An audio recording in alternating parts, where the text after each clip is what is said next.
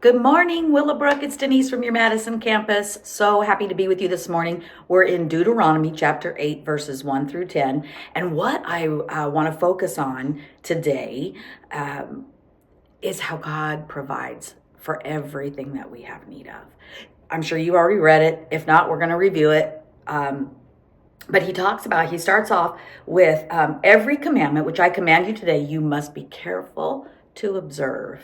Super important, right? Why? That you may live and multiply and go in and possess the land of which the Lord swore to your fathers.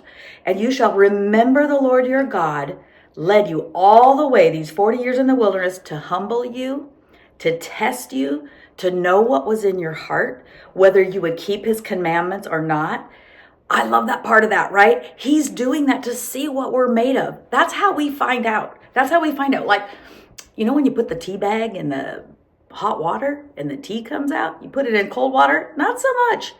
When he puts us in hot water, when we're being tested, when we're learning about who God is and what he's got for us, we see what comes out of our life. And if what comes out of our life is obedience, is following the commandments that he's laid out for us to do, we'll know what's in our heart and how we're going to apply his word to our life. Are we going to choose to obey? Because every day it's a choice, right? We choose to get out of bed in the morning. We choose to make our cup of coffee. We choose to go to work.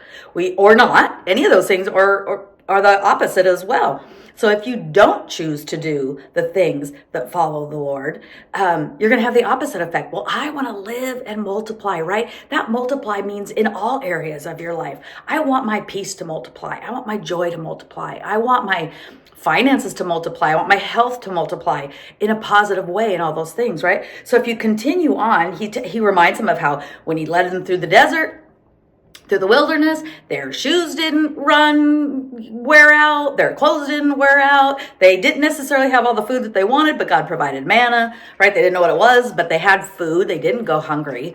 And it's kind of funny, I always think about, man, their shoes didn't wear out, no new shoes for 40 years, oh my gosh, that would just not be good. But in their case, it was awesome, right? They lasted. God doesn't just give us something that is going to get by. He gives us more than enough. And then why does he do that? He gives us so much so that we can be a blessing to other people. Continue on and I'll tell you that. So he talks about your garments didn't wear out, your feet didn't swell, and whatnot. And then he says, you should know in your heart that as a man chastens his son, so the Lord your God chastens you. We know in Proverbs, he talks about whom the Lord loves, he corrects, right? We want him to correct us. It might not be enjoyable, but we want him to do it. Why? So that we can learn from it and experience the goodness of God. Okay, so continue on. Therefore, you shall keep the commandments of the Lord your God to walk in his ways and to fear him. And that doesn't mean fear as in, there's a healthy fear of the Lord, right? You have a reverence and an awe. He's God. And he can do anything that he wants to. And we need to be aware of that. For the Lord your God is bringing you into a good land, a land of brooks of water, of fountains and springs that flow out of valleys and hills, a land of wheat and barley, a land of vines and fig trees, pomegranates, a land of olive oil and honey, a land in which you will eat bread without scarcity.